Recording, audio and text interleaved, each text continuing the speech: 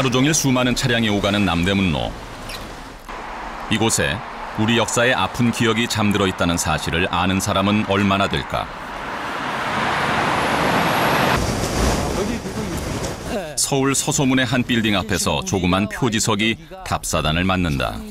1907년 8월 1일 날 일제의 군대 해산에 항거해 대한제국군의 투쟁이 시작된 시위 병영터. 무장을 갖춘 대한제국 군대하고 일본 군하고 8월 1일 날 오전 한 9시부터 한 12시 정도까지 4시간 동안 전투가 벌어집니다. 대한제국군을 무력화시키기 위해 군대 해산을 단행한 일제. 강제 해산에 분노한 시위대의 박승환 대대장은 유서를 남긴 채 자결하고 이를 목도한 장병들이 무기고를 부수고 일본군을 공격했다. 1907년 8월 1일에 벌어진 남대문 전투에서 대한제국군 68명이 전사하고 100여 명이 부상을 당했다.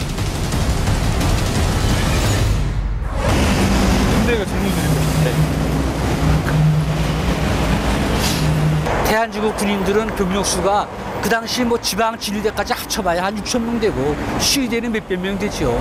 몇백 명 되는 병력 가지고 사단이 넘는 병력하고 싸워서 이기겠어요? 1905년 을사늑약으로 외교권을 빼앗고 군대마저 해산시킨 일제. 남대문 전투는 군대 해산에 맞선 대한제국 군인들의 피 끓는 저항이었다. 그 해산 군인들이 전국 각지에서 그 항일 의병부대에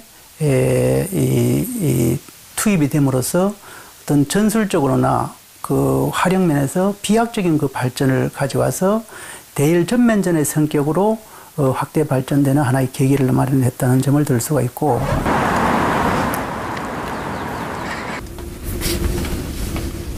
망국의 서름을 토해내며 대한제국 최후의 전투에서 처절하게 싸운 대한제국 군인들.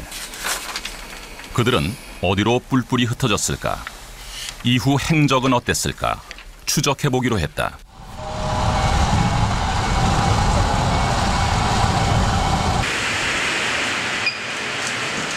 우리 역사에서 중요했던 사건과 그와 관련된 문서가 보관돼 있는 국가기록원.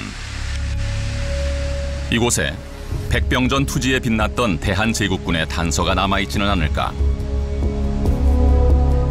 오래된 문서를 살펴보던 중 1920년 평양 복심법원에서 작성된 판결 초본 하나를 발견했다.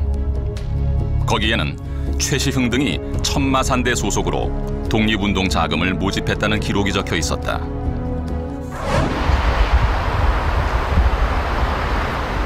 경기도 화성의 한 아파트. 중국에 살다가 최근 한국에 정착했다는 여성이 장롱 속에서 소중히 보관해오던 문서를 꺼내 보여준다. 요거는 유가족 그녀의 아버지는 지난 2010년 뒤늦게 국가유공자로 포상받은 이응선이다. 우리 아버지는 1920년에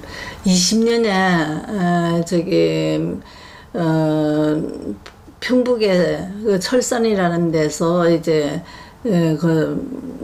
했는데 거기가 이제 천마산이라는 거기에서 입대했어요. 거기서 이제 운동했기 때문에 천마산대라고 이렇게 말하거든요.